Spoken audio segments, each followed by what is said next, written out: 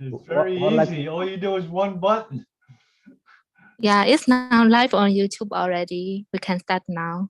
Oh, okay. Well, I don't see it on you live on YouTube.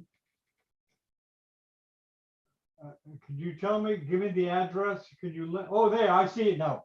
Okay, give me a minute to set up, okay? Because I gotta get that. Give me a minute, okay? Hello, am I talking to anybody? Hello?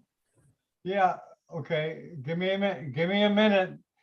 Yeah, okay, wait, we're not ready yet. We're not ready yet. We're not ready yet. Okay, let me get ready. Let me get ready. Give me a second. I'm putting this live on yeah. Neurosurgical TV, putting it live on. Just give me a minute. I see it live on YouTube.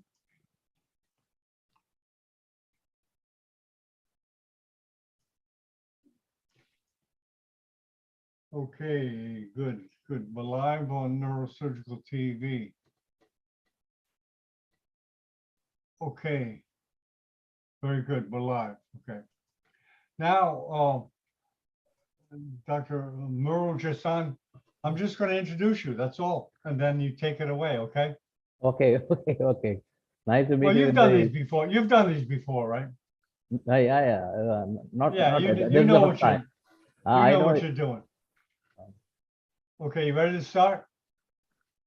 Okay, let me start. Hi, this is Dr. John Bennett from Neurosurgical TV. I'm glad to be televising this episode of Traumatic Brain Injury with Dr. Murul Jasan, a neurosurgeon from India. And I'll let him take it away. Welcome, Doc. It's all yours. Yeah, nice to meet you in the Neurosurgical TV, Dr. John. I have seen many of your presentations. You have doing a wonderful job. I thank the Manly team and the Manly Neurosurgical team and the Manly faculties and the medical family. I thank everyone for giving me the opportunity to talk about the traumatic brain injury. Okay, you can start your presentation. Shall I start my presentation? Yes, please.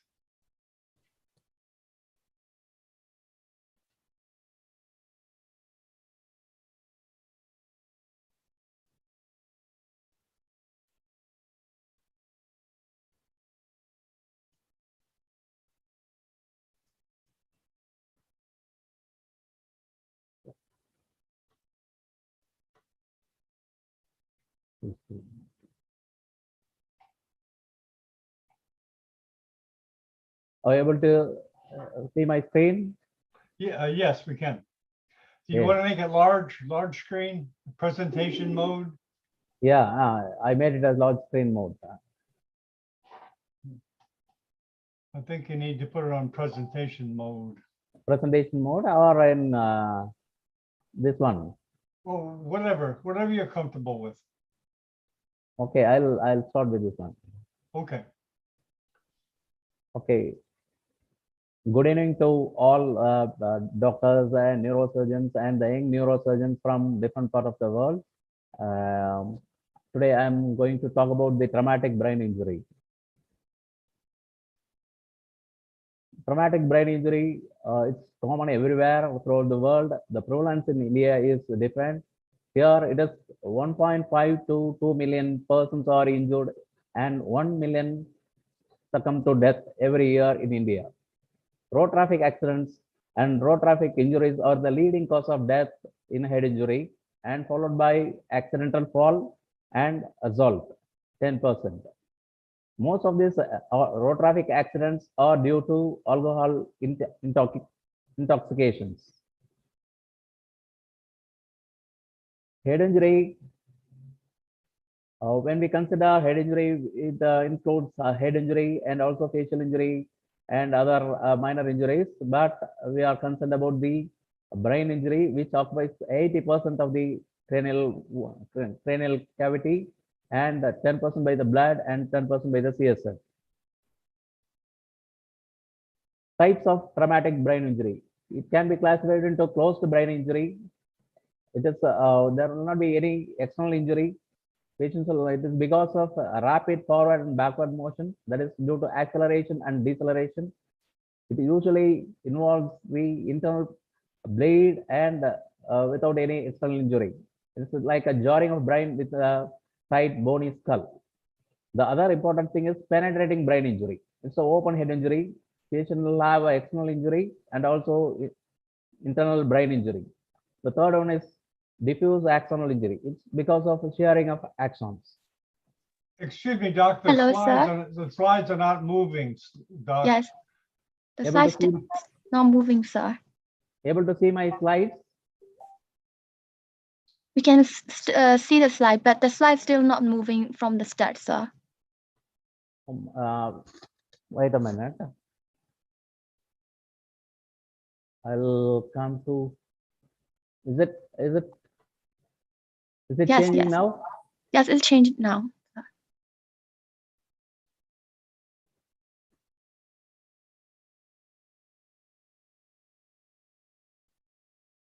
Now able to see my screen? Yes. Yes, Yes. yes, sir. Yes. In traumatic brain injury, the important principle that we have to understand is it is essentially a recognition of traumatic brain injury is a dynamic process. It's not a single event. It's not a stable event. It's a dynamic process that occurs from the time of impact until the third week or fourth week. After that, it's a sequelae.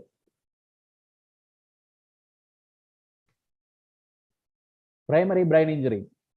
Brain injury can be classified into primary brain injury and secondary brain injury. Primary brain injury is due to sudden profound injury to the brain that is considered to be more or less complete at the time of impact. It is almost done. Primary brain injury, we cannot treat further. It's almost done. Only thing is it leads on to secondary injury. That's the thing we have to prevent.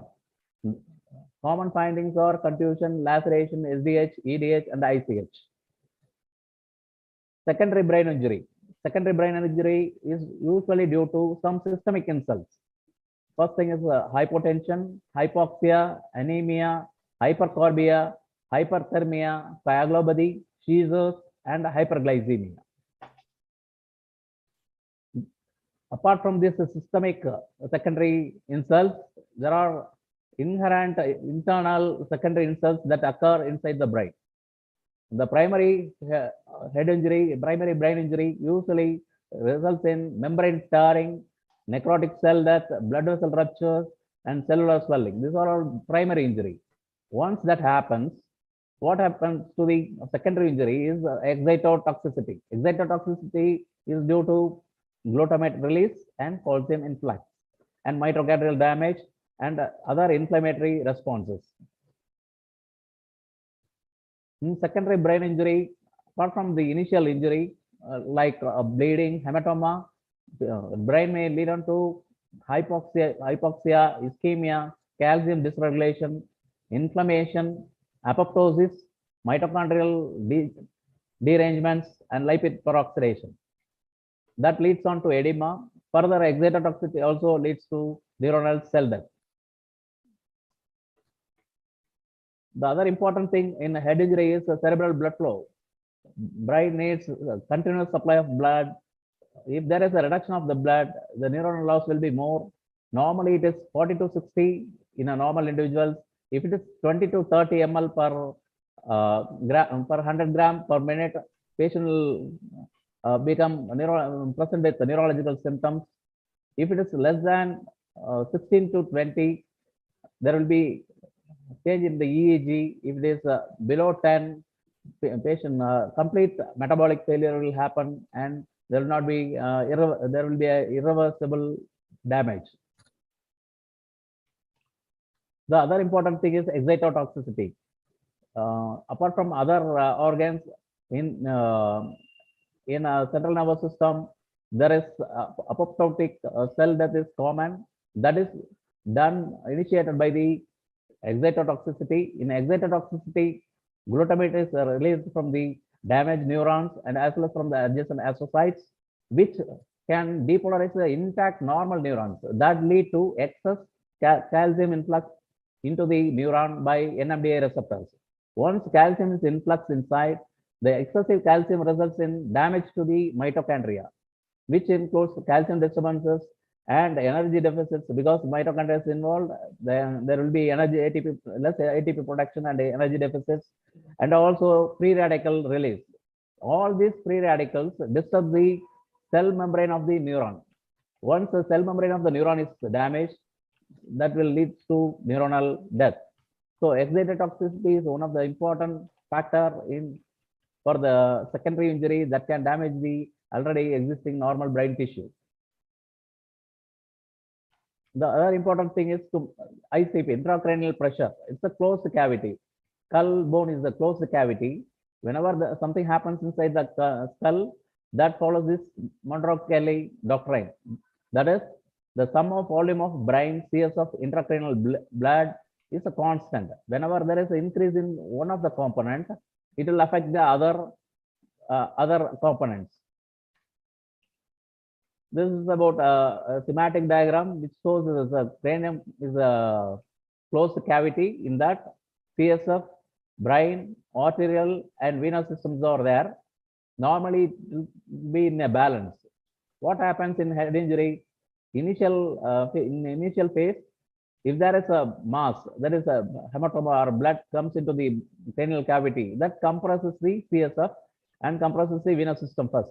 So it will CSF will egress, CSF spaces will be get obliterated, the venous channel will get compressed.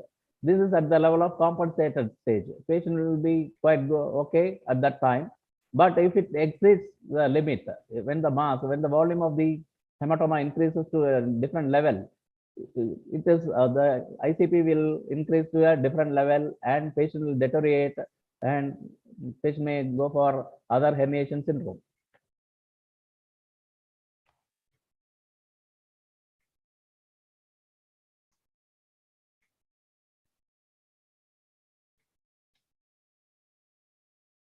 Intracranial pressure. Normal intracranial pressure is 5 to 15 mm of Hg. If it is more than 20, it is abnormal. If it exceeds 40, patient will have a severe neuronal damage. Increase in intracranial pressure leads to poor outcome. Symptoms and signs of increased ICT: diminishing level of consciousness, headache, vomiting, seizures, and also patient may present with the Cushing triad like bradycardia, hypertension, and irregular respiration. Patient may present with unequal pupil anisocoria and papilledema. Cerebral perfusion pressure. It is very important because brain needs a continuous supply of blood. It needs adequate volume and adequate pressure. Cerebral perfusion pressure is the net pressure gradient that drives oxygen delivery to the cerebral tissues. Cerebral perfusion pressure is equal to mean arterial pressure minus intracranial pressure. Normal cerebral perfusion pressure is 60 to 80 mm of mercury, and autoregulation will be better in this range. If it exceeds this range, the autoregulation will be lost and cerebral blood flow gets reduced, and it leads on to further damage of the brain. Normal cerebral blood flow is 50 ml per 100 gram of brain per minute. Mean arterial pressure. It is defined as the average pressure in the patient's artery during one cardiac cycle. Mean arterial pressure is a better indicator for the brain perfusion rather than this systolic pressure. Mean arterial pressure is equal to diastolic pressure plus 1/3 of the pulse pressure. Mean arterial pressure should be maintained above 65 and it between 65 and 100 millimeter of mercury. Pathophysiology of secondary injury. Neurological outcome depends on the degree of secondary brain injury. Refers to the changes that evolves over the period of hours, that is from days to hours to days. It usually involves the changes in the blood vessels, cellular and chemical and tissues. The brain that contribute to further destruction, of the brain tissue. Approach to a patient with a head injury. What are the things to do in a head injury patient? Usually, head injury is not isolated one. It's a polytrauma. Patient will come with multiple injuries. So the mode of injury, the severity of the injury, the speed of the injury, everything can be assessed by taking the history. Then we have to triage the patients. Then we have to do the primary survey, like primary survey and ABC, airway, breathing, circulation maintenance, and then secondary survey followed by the tertiary survey. Primary survey is very important. Once the patient reach the hospital, airway maintenance is a very important thing because brain depends upon oxygen continuously. So first thing to do is the airway maintenance.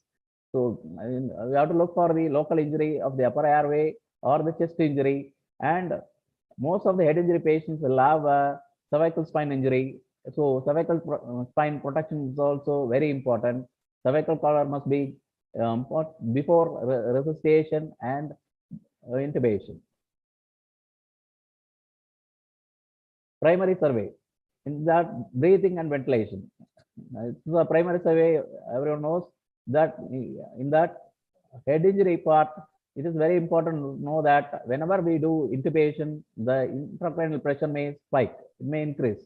To avoid that, it is better to use a lidocaine spray for intubation to avoid sudden increase in the intracranial pressure. The other important thing is circulation and hemorrhage control. We have to maintain the BP around mean arterial pressure around 90 millimeter of mercury, and we have to maintain the hematocrit 30%, hemoglobin 10 gram per deciliter. Usually, patients with polytrauma never present with hypotension. If the patient presents with hypotension, that means other than we have to rule out other injuries like spine injury or solid organ injury, long bone injury, and other things. How to differentiate all these things?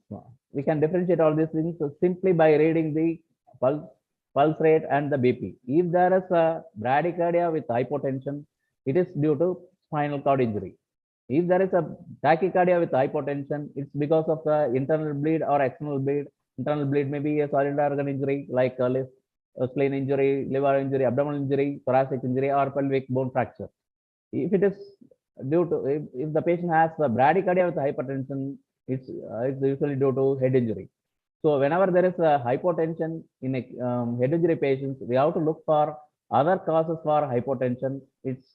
Usually it's not the cause for head injury, brain injury is not the cause for hypotension. And in the initial survey, we have to look for the Glasgow scale. Everyone knows about the Glasgow scale. It's a 15 points. It's a high response, verbal response, and motor response. In that, better motor response gives a better prognosis. The early initial diseases that decides the overall outcome of the patient. Initial diseases, if it is better, the outcome will be better. If the initial disease is very poor, the outcome is also poor. And the other important thing is skull-based fractures. Usually, patients with head injury may have a calvarial fracture or skull-based fractures.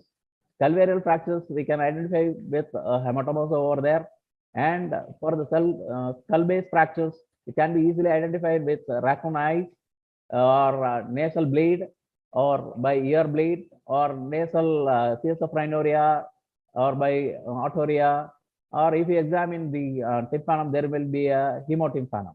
These are all some clues, and if there is intracranial fossa fracture, we'll get a nasal bleed, middle cranial fossa fracture, ear bleed, posterior cranial fossa fracture will have a battle sign. That's very close to backside, there will be a bruise. These are the external findings to find out the internal bleed, internal fractures, not bleed, it's the internal fractures. Primary survey. In that primary survey, very important and the most sensitive and specific finding is the pupillary size and the reaction. If it's a sensitive indicator of head injury. If there is a reduction of the conscious level, we have to then we have to see the size of the pupil and the reaction. If there is an anisocoria, it means that there is some bleeding or some contusions or something is happening inside the brain that leads on to neuronal damage and patient deterioration. So anisocoria is very important, and lateralizing signs like weakness of limbs or facial palsy or some of the lateralizing signs can be useful to identify the brain injury. Secondary survey. Usually what happens in a polytrauma, patient comes with a head injury. If it is seen by a neurosurgeon, they will focus on brain injury. If it is seen by orthopedician, they will concentrate on long bone injury. But once we do primary survey, the secondary survey is very important, because in the polytrauma patients, patient will have multiple injuries. In the secondary survey, detailed neurological examination must be done, and head to foot examination must be done. Usually with a patient with a head injury, they'll have a cervical spine injury, a clavicle bone fracture, a chest injury, flyal chest, brachial plexus injury, and abdominal injury, pelvic injury, and long bone injury. These are all the common injuries that happens along with the head injury. So these cannot be missed, and we have to take care of all these. So head to foot examination is important. Examination of the spine is important. While doing examination of the spine, first we have to put the cervical collar, and when you examine back, when you want to examine the back of the patient, you have to turn the patient as a whole, as a log roll. Tertiary survey. Once initial primary survey and secondary survey is over, then followed by clinical and radiological follow-up, frequent examination, and radiological examination. Because the rate of delayed diagnosis may be as high as 10% in head injury. Classification of head injury. Head injury can be classified into mild, moderate, severe. If the GCS is between 13 to 15, it's called mild head injury. If the GCS is between 9 to 12, it's called moderate head injury. If the GCS is between 3 to 8, it's called severe head injury. Usually the severe head injury is 10%. Cervical spine imaging. In a head injury patient, when to do cervical spine imaging? In head injury patients, when there is a restricted movement, neck movement, or some neck pain or midline tenderness, if there is a dangerous high-speed injuries, if the patient presents with quadriplegia or paraplegia, it is better to screen this patient for spine injury. Criteria for admission. Sometimes patient may come with a mild injury, whether to admit this patient or can we manage this patient in the daycare. These things can be finalized with these findings. Abnormal CT scan findings. When there is an abnormal CT scan findings, all penetrating head injuries, skull fractures with a CSF leak or nasal bleed or ear bleed, deteriorating level of consciousness. Patient may come conscious, and then suddenly they may become drowsy. Deteriorating level of consciousness, moderate to severe headache, significant intoxications, alcohol or drug intoxication, and other significant associated injury. It is better to admit the patient and evaluate the patient, even if the patient is conscious. The other important thing is herniation syndrome. While examining the patient, we can, if the patient is unconscious, so there are different kind of herniations that can happen because of the hematoma inside the brain. If there is a skull fractures, brain can herniate through the fractures. If there is a hematoma, EDH or SDH, there is a subfalcine herniation. If there is a midline shift subfalcine herniation, what happens is the cingulate gyrus and the cingulate gyrus and corpus callosum herniate through the fox. So in that case, the anterior ACA gets compromised. Patient may present with ACA syndrome. Sometimes ankle herniation, it is because of temporal contusions or prototemporal SDH, EDH that can cause midline shift, and also the ankle herniation. Ankle herniation usually presents with Kernohan's phenomenon, where the brainstem is compressed by the uncus. Patient may present with third nerve palsy and unconsciousness and lateral hemiplegia, and transtentorial herniation, whether it is ascending or descending, it depends upon the site of hematoma. With that, patient usually presents with post-circulation infarcts, PCA or ACA infarct if it is descending, and tonsillar herniation.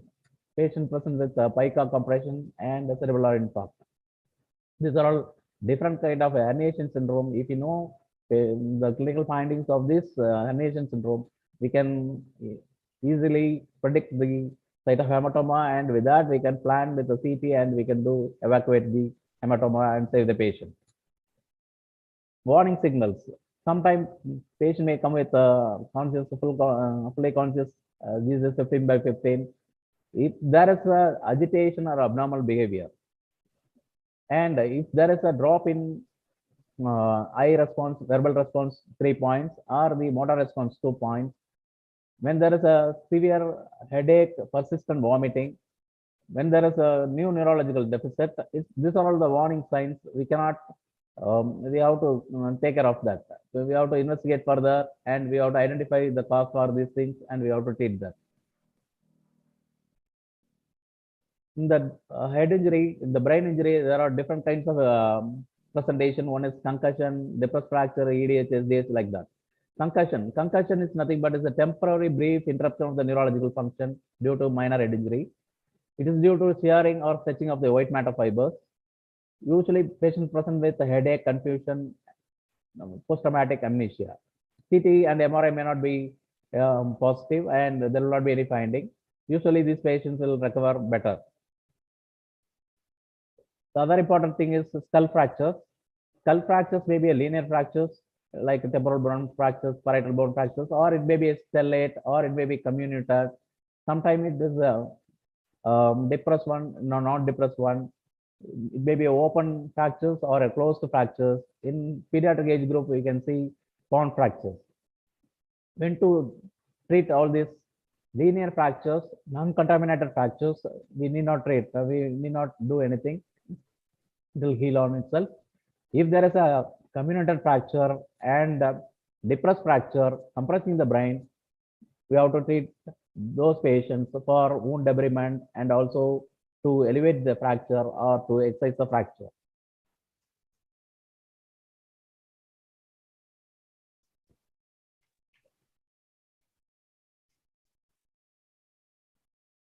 The extradural hematoma.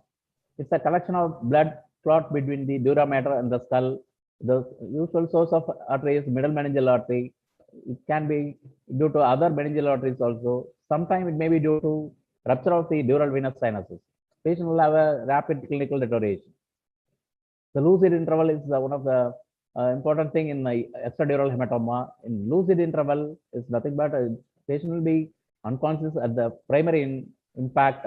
After that, he will be conscious. The slowly bleeding vessel inside the cranial cavity, the blood will get accumulated, and again he will become unconscious. So these kind of people may sometimes talk and die. So we have to be very careful. If there is a suspicious of extradural hematoma, we have to investigate and we have to treat the patient.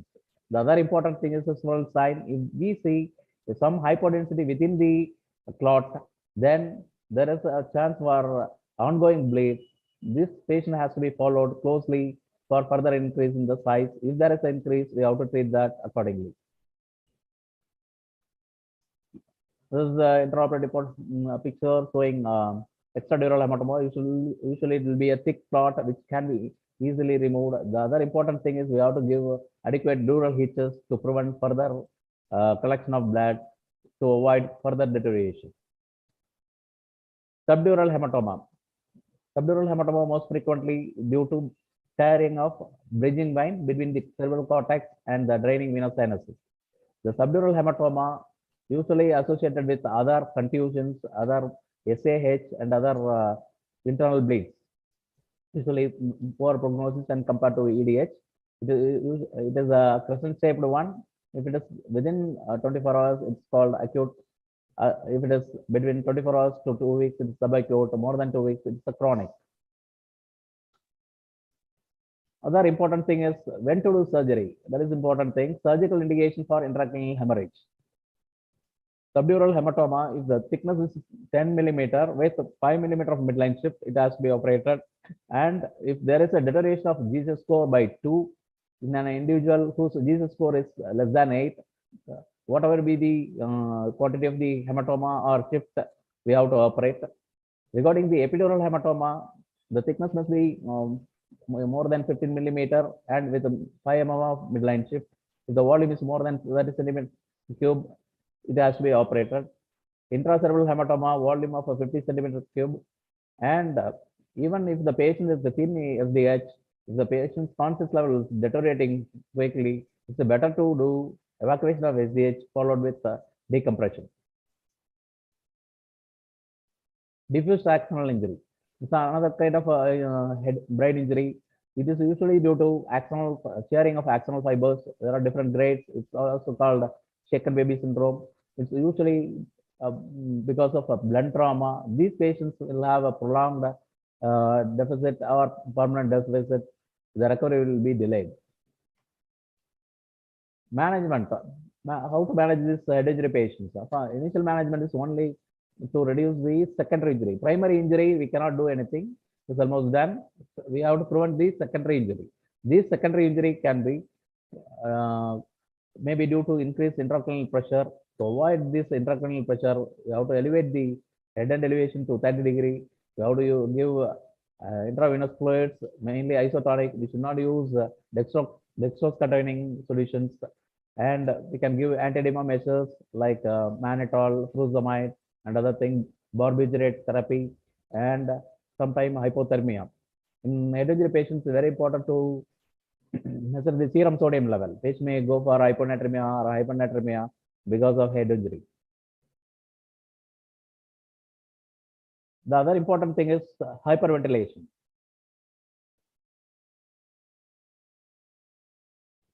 Hyperventilation as such doesn't have any role as a prophylaxis. It is usually a temporary measure. It reduces the PaCO2, which leads on to cerebral vasoconstriction. That gives the reduction in the ICP, but it will not, it's adverse thing to the cerebral perfusion. So it can be used as only a temporary measure, cannot be used as a long-term measure to reduce the intracranial pressure.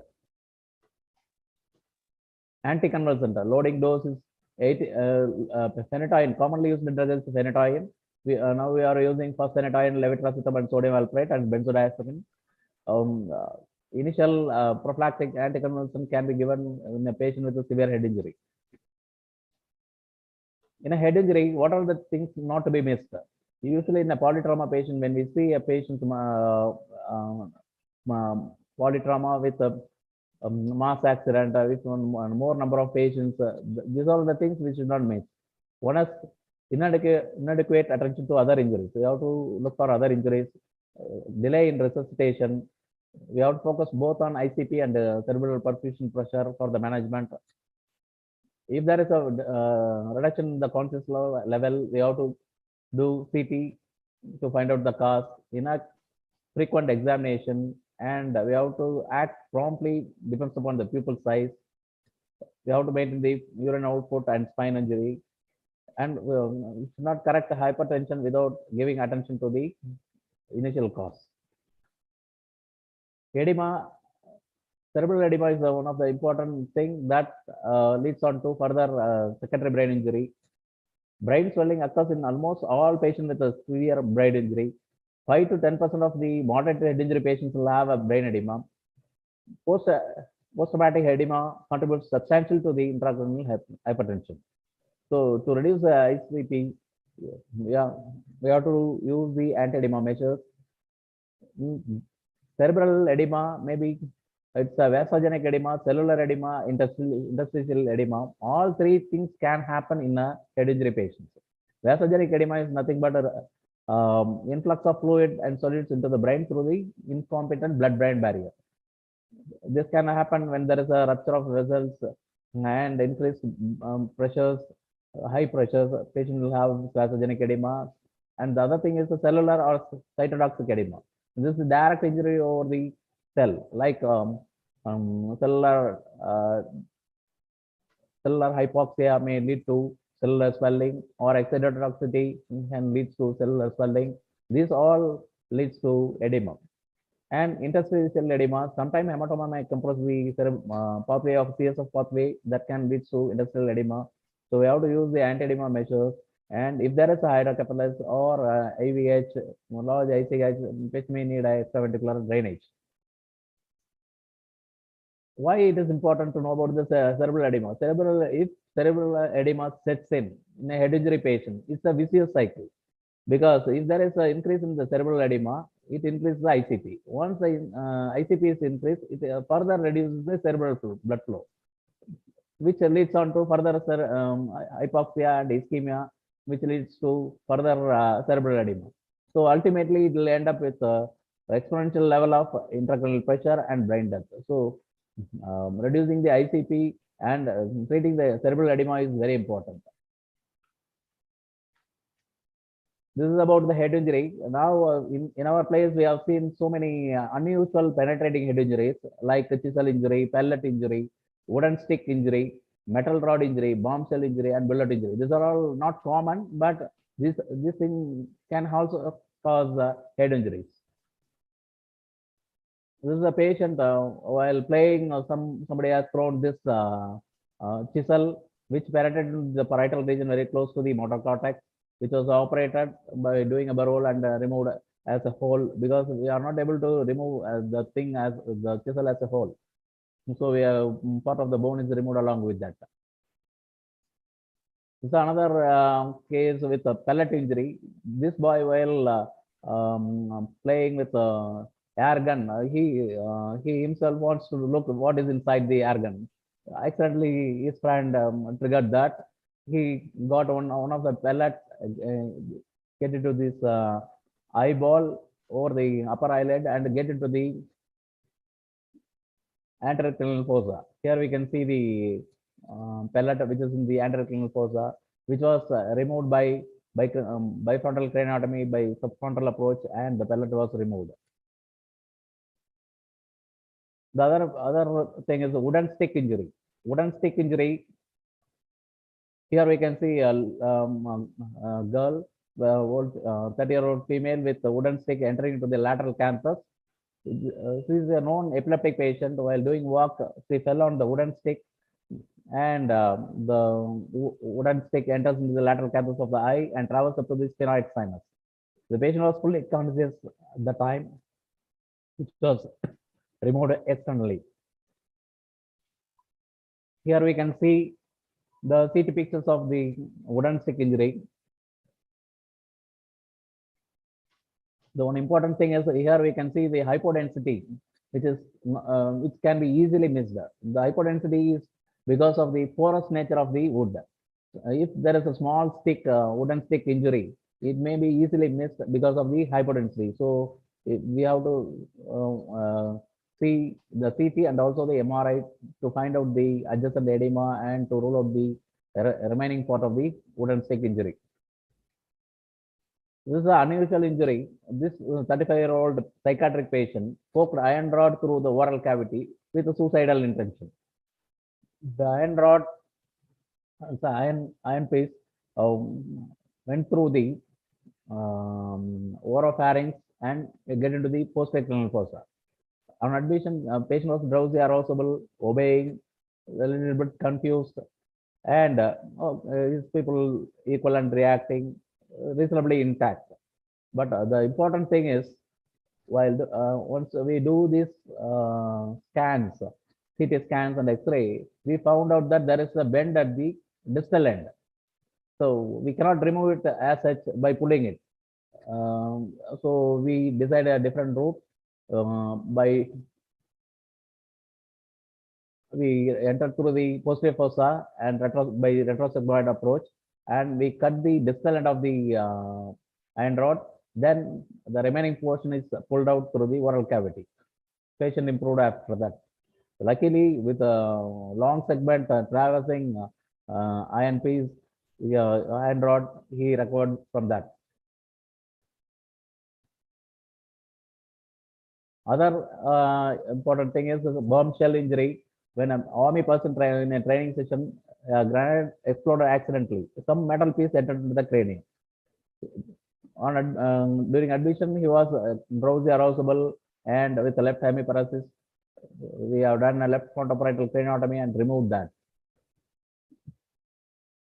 While doing surgeries, this type of bombshell injury or bullet injury, this is a bullet injury. While doing surgeries in this type of brain injury, we can use ultrasound as a guide to find out the location of the foreign body. It is very important to do immediate preoperative CT scan to find out the location of the foreign body, because these objects are sometimes sharp. It travel within the brain because it's soft, and we'll find it in a different location. So it is better to do CT scan before doing surgery. So this type of unusual penetrating injury, the aim and surgical planning must be to remove the body, removal of the foreign body, removal of the hematoma and bone fragments, preventing infection, and the nature and size of the foreign body should be assessed preoperatively to plan, and we should think avoid this adjacent eloquent area. Should follow the least traumatic approach. Techniques. It is better to do wide craniotomy around that injury site if it is through the cranial cavity. Utilize already damaged tract. Protect adjacent vessels with cottonoid. If there is a spillover of a metal debris in the surface, we can use a magnet. Sometimes we can use a wire cutter to cut the rods. It will not be routinely used in our neurosurgical theater. Thorough wound debridement is important because usually these wounds are contaminated, and watertight closure is, dural closure is important.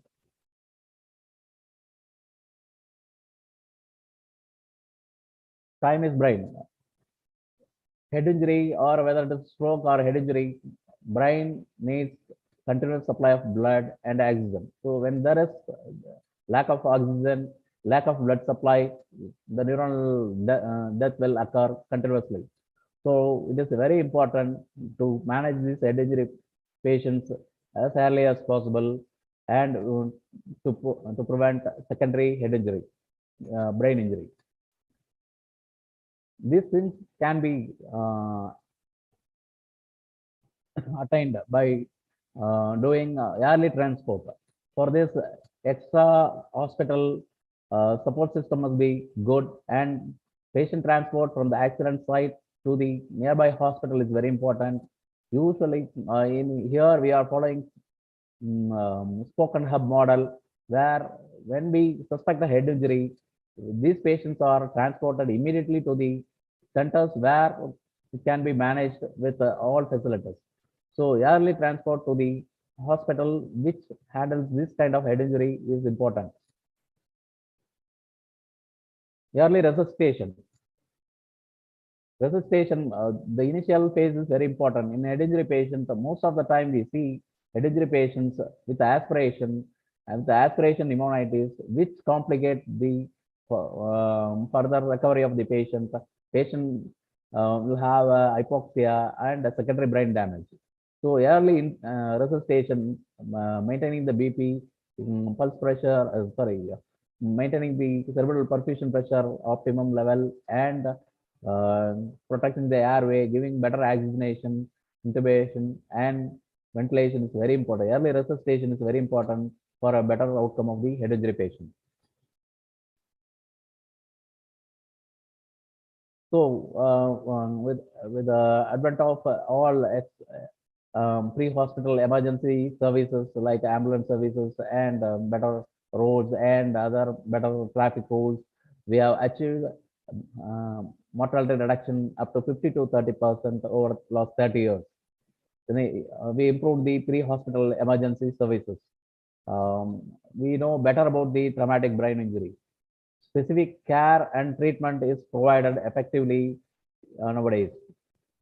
So for a head injury, very important thing is time, early resuscitation, and early transport and early resuscitation. That is more important. And early surgery whenever there is a large hematoma compressing with a large hematoma. So early intervention of head injury patients gives a better outcome. Save the brain. Thank you. Okay, excellent, Doc. Yeah, we can never get too much education on this matter. We have a couple of people in the panelists. I'm not a neurosurgeon, and I was trained as an emergency physician, but I knew how important it was when you came upon that patient, because we have a lot of students here. And we got to start at step one when we approach the patient emergency room with a head injury. Yeah. And as you know, a lot of times you can't get a history. You kind of have to start from just a physical exam, etc. So let me call Nick. I'd like to get their feedback. When you were becoming a neurosurgeon, what things do you want to impress on the students watching? Nick, are you there? Or Harshad from India? Harshad, what the kind of things do you want to impress upon the students watching this presentation? Are you there, Harshad? Because I'd really like to get the neurosurgeons talking. Harshad or Nick? Doc, I can't get anyone to move. I'm just going to get. Yeah. Hi, John. Go ahead, Harshad. Welcome. Could you please introduce yourself? And Yeah, tell I'm us, Dr.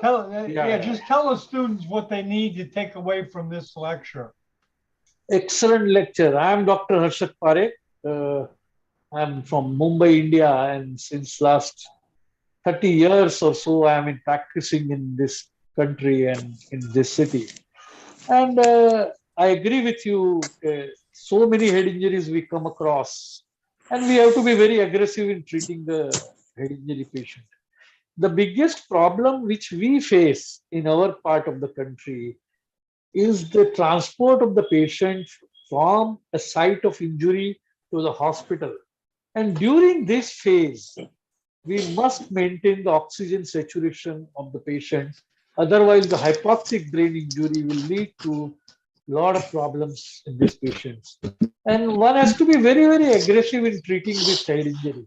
They require a lot of care and a lot of attention than other patients like pure trauma and hydrocephalus and all. But we need a lot of care to give to this patient.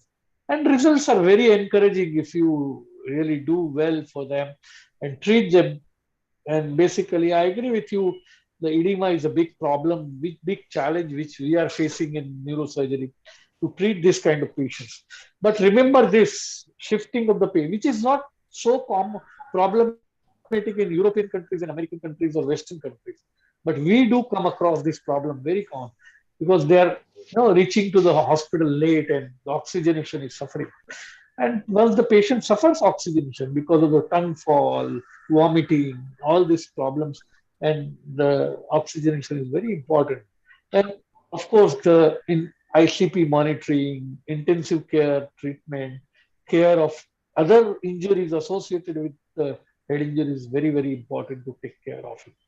I feel the basic is to take care of the other injuries, the injuries itself, and of course, we all know how to treat extradurals, subdurals, intracerebrals, and everything. But other guidelines, other paramedical systems, this needs to be taken care of. Very, very important in head injury patient. Otherwise, brain suffers oxygenation very bad. Excellent. We're very happy to attend this talk and very nicely explained about various kind of injuries. And I'm sure it will be very helpful to all of us. Yes. Thank you very much. Yeah, thank you, Harsha. You can never get too much education. We have a couple of questions, Doc, in the panel. Arugam Mani asks, how did you cut metal rod in a penetrating injury? A penetrating injury. No. Am I audible? Did you see the question? How did you cut the metal rod in the penetrating injury? Yeah. In a penetrating head injury, the last slide which I have shown, that the rod enters through the oropharynx and get into the posterior fossa and reaches the suboccipital region.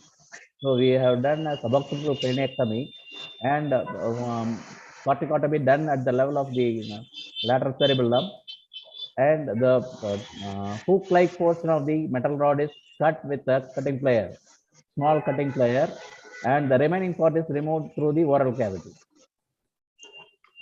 Okay, thank you. There's another question from the same person.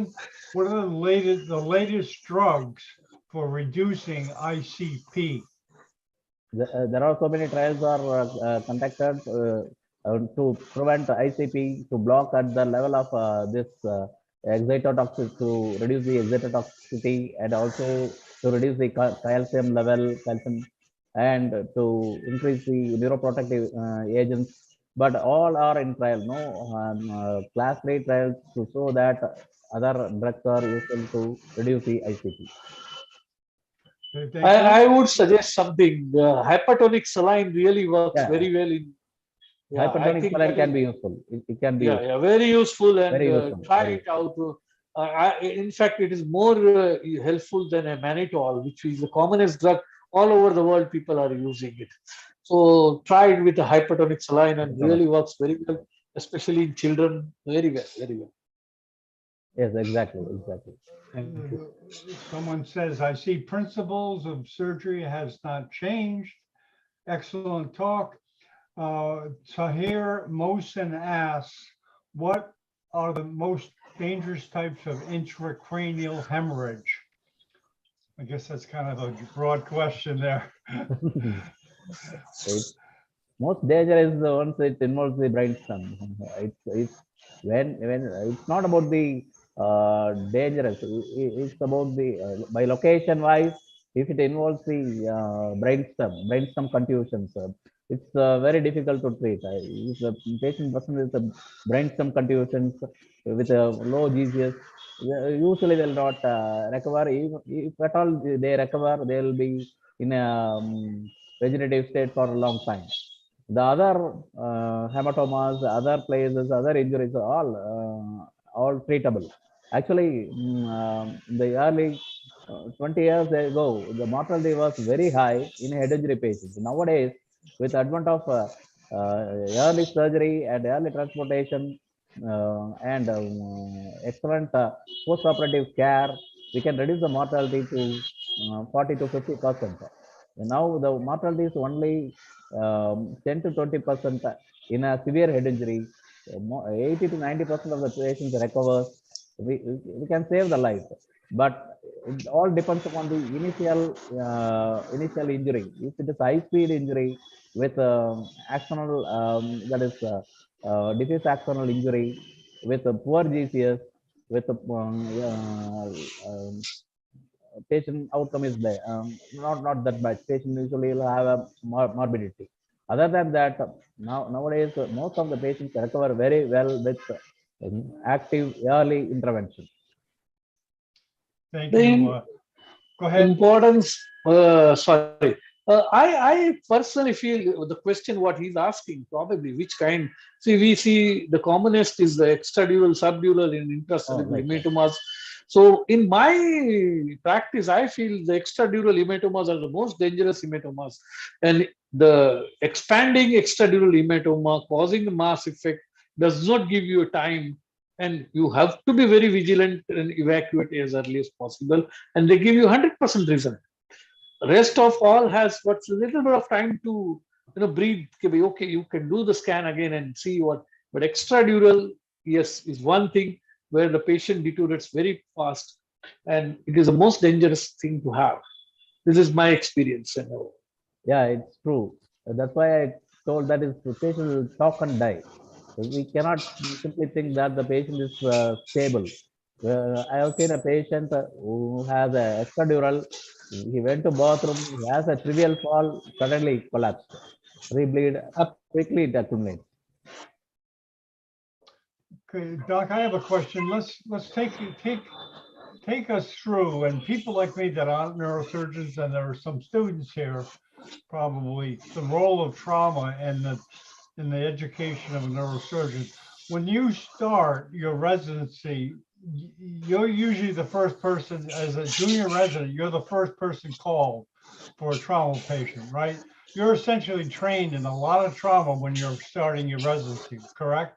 Yeah, exactly, exactly. That's you handle, the junior residents handle the first wall, or the first role of treatment is a junior resident before he calls the senior attending, correct? Senior resident, correct? President, yes, exactly. Yeah, as you practice longer and longer, you get less and less trauma, correct? Hmm. Yeah, once when we are a junior person resident, we are more focused on head injury. Once we grow up in our skills and other things, mostly neurosurgeons wants to avoid, not to avoid, they want to focus on other work like skull-based work or endoscopic work. So they are more focused on that. But as such, the volume, the prevalence, and the number of the patients uh, who need treatment is head injury patients. So basically, you cut your teeth in trauma. That's where you get your experience, right, as a resident. So, Okay, we have some people on the panel. If you'd like to ask a question, you can either text it or just talk right now. Nick, are you back? I guess Nick stepped away. He's a neurosurgeon from Greece. And anyone else? So I guess, of course, neuroanatomy is so important. Even before you hit the examining the patient, studying cadaver dissections of brains are super important, right? And I know that a lot of students, they really can't get trained. What do you suggest for the student? That they probably try to get access to a brain that's of a cadaver, correct? Rather than a model or whatever. How would you suggest a student get access to cadavers? That's kind of a weird question, but some people suggested going to the morgue and getting a decent relation with the medical examiner. Sometimes they'll let you do dissections on cadavers, correct? yes, actually, forensic department, when you have a, pardon? Go ahead, Ashan. Do you say you have something to say? You see, you have to establish the laboratories to be trained in a cadavers. To go to postmortem room and do it, yeah, it can be done. I don't say no. But what is most important aspect is that we have to set up a cadaver lab where, we have an equipment whereby every time a junior resident or a senior resident or a consultant can come and practice and learn more about anatomy. And this is what has been done in Western countries. They have got a majority of them have established a lab. And in lab, of course, there are many instruments nowadays they are putting on, but the basic is the cadaveric lab to study the anatomy is most commonest part of these things. And one more thing, what we have noticed that in many hospitals, especially in India, or the government hospitals, they leave the head injury patients on the residents to do whatever they, on phone. But they require utmost care than any other patients. And in my opinion, all these head injury patients, which are being treated and seen by the residents first, has to be supervised by the senior consultant, whether it is even in the night or whether it is in the day, because then only you can teach them what is the significance of saving the brain. In my practice, I treat head injuries as like any other tumor patient coming up. If there is a large hematoma, okay, treat like a tumor. And in these days, not only the saving of the life, it is the neurological functional improvement is also equally important. We want them to improve. So it's very, very important that they are supervised by the senior consultants or a consultants in the hospitals, and just not let them be left alone to do extradural or subdural. Extradural hematoma can be most dangerous if it starts bleeding and if you are not able to hitch the dura to the periosteum. And we have seen in our times, it bleeds like a mad. So one has to be taught and supervise this. So they require more care than any other cases. This is my view about it. Thank you. Thank you, Harshad.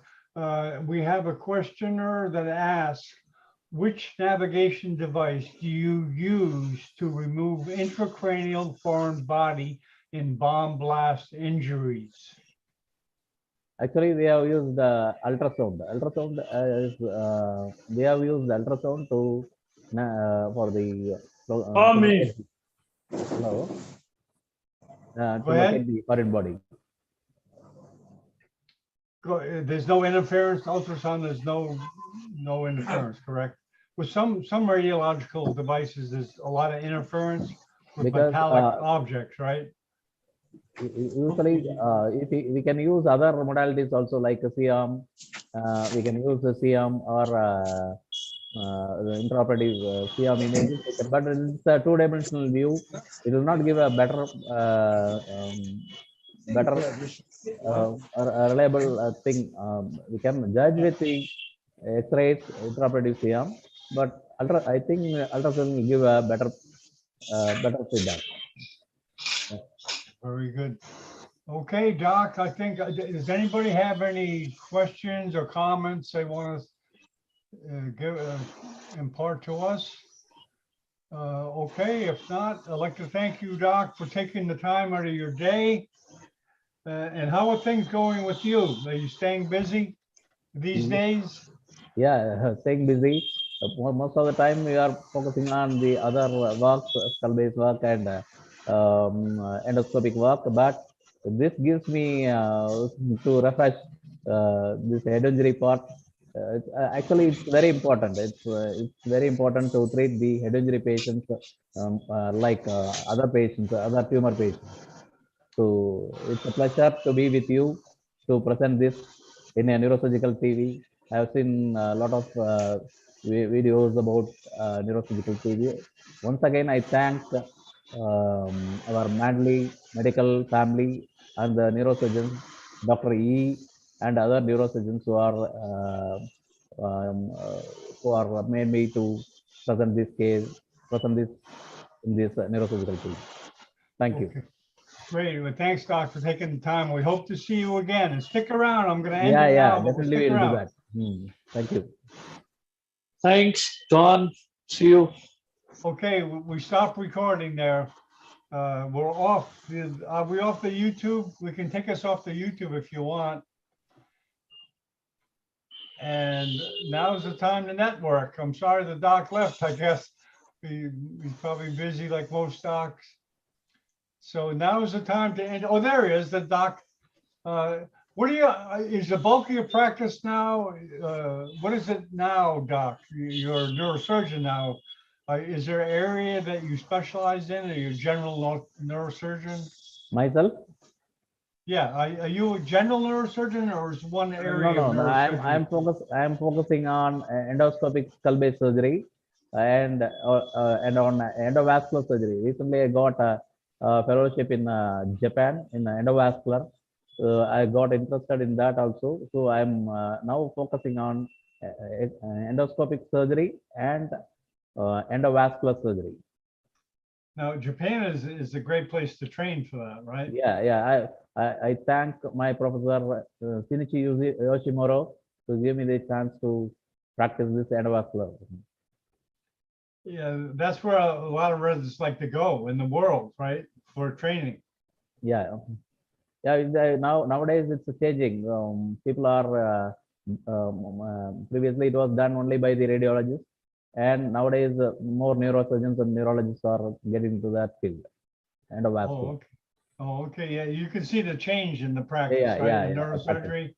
over the year. When you started, probably it wasn't even around, right? Yeah, I'm nowhere around. when I started my Yeah. career. Well, that's great. You have a good future. Mm. Okay, Doc, I know you're busy. Thanks a lot. We're Thanks, just gonna thanks. hang around here and Yeah. network. Thank you. So- Thank you. Thank you very much. Okay, see you again. See you again. Okay. Nick, are you there? Have you come back yet, Nick? Or Zanab, you there? I try to get people to interact, to get to know other, because when you go to a conference, it's good to meet people. Zanab, you want to say hello? Greetings to everyone, sir. Okay, Zanab is from Zaire, Africa. Yes, sir. From Gambia, the Gambia. From Gambia. I'm sorry, Zanab. Yes. Okay, okay, sir. very good. Welcome, everybody. And did it go okay? Did it go okay? Okay, it's Yes, okay. sir. For me, I joined late, but I really want to see if I can watch it from YouTube. I was in the operation room. I just came about 30 minutes ago. Okay, yeah, you can stop. Did you stop the YouTube? It doesn't matter, really. Yeah, you can stop the YouTube. You don't need it to be on it anymore. You can stop recording. No, I Hello? mean, is the lecture already uploaded? Because it's really important, and I want to start it from the beginning. The time I joined the conference today, it was too late. I met him presenting slide 50. So I want to see if it is already uploaded, then I can go back and watch the first slide. Okay, very good. Okay, everybody, we're gonna sign off now. Thank you very much. And we'll be Thank you. talking soon, okay? Okay. Thank you. Thank you, everybody. Thank you, Thank you. Professor.